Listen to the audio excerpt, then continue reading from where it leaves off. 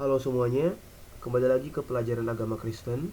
Dan pelajaran pada hari ini akan kita ambil di bab 12 di buku cetak dengan tema Allah Pembaharu Kehidupan. Ada dua pedoman dasar yang harus kita ingat dan kita perhatikan ketika kita memandang Allah. Yang pertama, God as the creator, dan yang kedua, God as the keeper. God as the creator atau Allah sebagai pencipta. Di sini maksudnya adalah segala sesuatu yang sudah ada dan yang akan ada adalah hasil ciptaan Allah.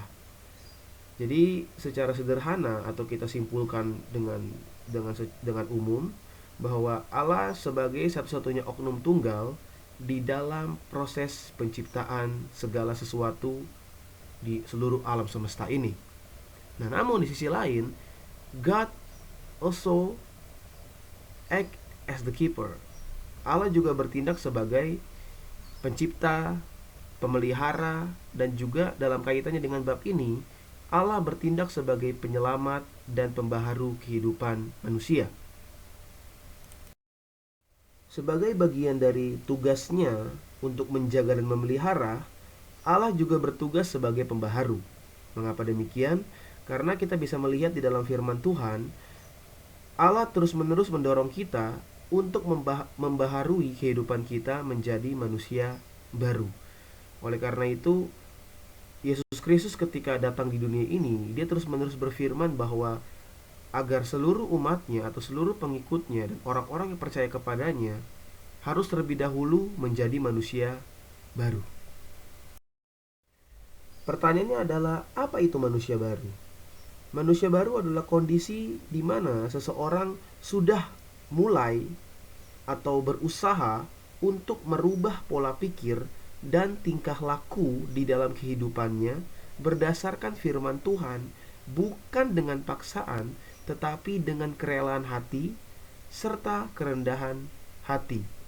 Suatu perubahan yang dilakukan dengan tulus tanpa mengharapkan sesuatu hal untuk keuntungan dirinya sendiri. Untuk menjadi manusia baru atau seseorang yang sudah dibaharui kehidupannya, setidaknya ada 3 tahapan besar yang harus dilalui. Yang pertama, tentu saja, pertobatan.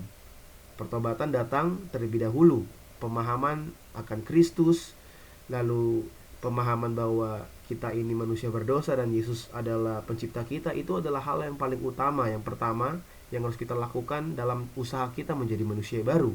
Ketika kita sudah mengalami pertobatan, ada satu tahap yang disebut dengan baptisan. Dan ketika kita sudah dibaptis, akhirnya layaklah kita disebut sebagai pribadi yang lahir baru atau seorang manusia baru. Dari antara ketiga tahapan tersebut, yang akan saya tekankan di sini atau lebih banyak kita pelajari di sini adalah seputar baptisan. Baptisan memiliki nama lain sebagai kelahiran baru, seseorang yang dilahirkan kembali. Ya. Di dalam kitab Roma pasal 6 ayat 3, Roma pasal 6 ayat 3 dituliskan, atau tidak tahukah kamu bahwa kita semua yang telah dibaptis dalam Kristus telah dibaptis dalam kematiannya. Jadi ketika kita memutuskan untuk dibaptis, di saat yang bersamaan kita sudah mengklaim hak kita di dalam karya keselamatan Allah. Kita sudah mengklaim hak kita di dalam menjadi bagian dari orang-orang yang ditebus oleh Kristus di kayu salib. Dan selanjutnya di dalam 2 Korintus pasal 6 ayat 17 dituliskan, sebab itu keluarlah kamu dari antara mereka dan pisahkanlah dirimu dari mereka, firman Tuhan, dan janganlah menjamah apa yang najis, maka aku akan menerima kamu. Salah satu syarat kita agar Yesus dapat menerima kita, kita ini harus sadar dulu bahwa hidup kita ini sudah penuh dengan dosa. Oleh karena itu kita bisa dapat diperlayakan bertemu dengan Allah atau menerima karya keselamatan itu bukan karena kekuatan kita, tetapi karena Allah sendirilah yang memperlayakan kita. Dengan cara apa? Dengan cara baptisan. Baptisan adalah salah satu cara agar kita mampu memisahkan diri kita dari orang-orang di dunia ini. Jadi baptisan merupakan kelahiran baru atau kelahiran kembali.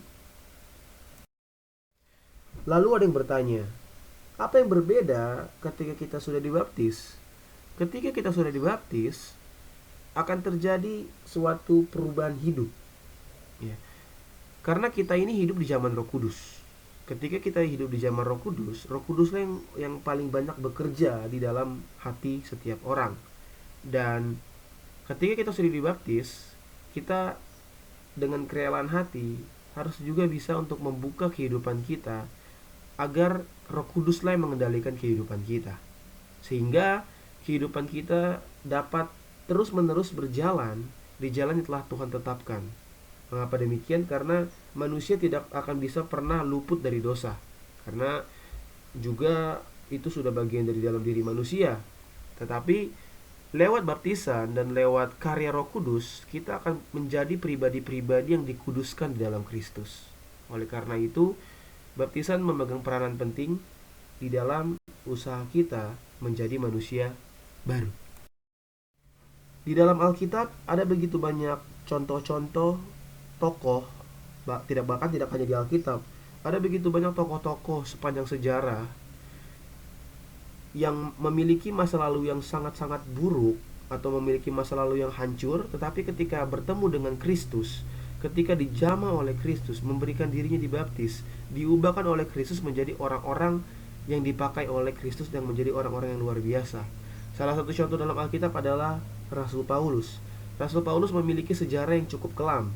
Sejarah dia adalah dia menjadi salah seorang yang paling gencar mempersekusi pengikut-pengikut Kristus. Bahkan martir pertama Kristen, yaitu Stefanus, ketika dia mati, dilempari batu hingga mati, di sana ada juga Rasul Paulus menyaksikan proses pengeksekusian itu. Tetapi ketika dia sedang dalam perjalanan menuju kota Damsyik, di situ dia bertemu dengan Yesus, dan pada akhirnya Saulus atau Rasul Paulus yang awalnya merupakan pribadi yang sangat membenci Kristen, justru diubahkan oleh Kristus menjadi rasul yang paling banyak menuliskan kitab di dalam Alkitab. Dia menjadi pribadi yang paling berperan penting di dalam dasar-dasar perkembangan kekristenan di masa depan.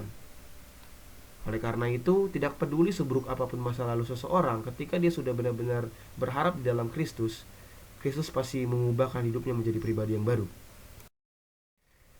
Seseorang yang telah lahir baru atau mendapat predikat sebagai manusia baru, tentunya harus bisa menampilkan teladan yang baik bagi banyak orang. Dan teladan yang paling baik yang bisa mereka kerjakan atau tunjukkan kepada orang lain adalah Galatia pasal 5 ayat 22-23 yang berisi tentang buah-buah roh. Pribadi yang lahir baru atau manusia baru tentunya harus mampu menunjukkan kasih, sukacita, damai sejahtera, kesabaran, kemurahan, kebaikan, kesetiaan, kelemah lembutan kepada orang-orang sekitar dia, sehingga karya Kristus dan refleksi Kristus dapat terpancar dari dalam dirinya. Oleh karena itu, pertobatan, baptisan, dan manusia baru, ketiga tahapan ini merupakan tahapan-tahapan yang saling berkesinambungan. Tidak ada yang berdiri sendiri, atau juga tidak ada yang penting, yang satu lebih penting dibanding yang lainnya. Tidak, semuanya sama pentingnya, dan juga semuanya harus sama-sama dipahami dengan baik, sehingga kita mencapai tujuan akhir, yaitu keselamatan di dalam Kristus Yesus. Tugas yang akan kalian kerjakan nanti akan saya share di Google Classroom, dan dari situ kalian bisa mulai untuk mengerjakan tugas tersebut, dan harus dikirimkan sesuai dengan waktu yang telah ditetapkan. Karena jika kalian mulai terlambat, ada sedikit pengurangan nilai. Oleh karena itu, berusahalah untuk mengumpulkan tugas sesuai dengan waktunya. Baiklah, terima kasih untuk perhatiannya, dan Tuhan Yesus memberkati.